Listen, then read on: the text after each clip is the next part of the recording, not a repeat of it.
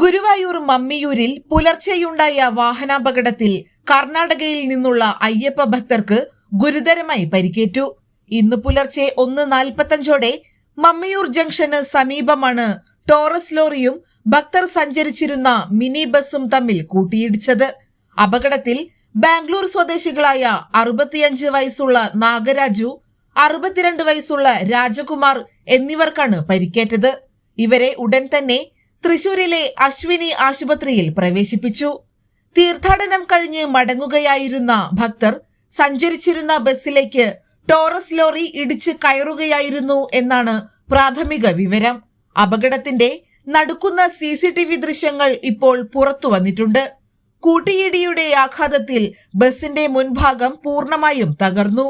വിവരമറിഞ്ഞ ഉടൻ ഗുരുവായൂർ പോലീസും ഫയർഫോഴ്സും സ്ഥലത്തെത്തിയാണ് രക്ഷാപ്രവർത്തനം നടത്തിയത്.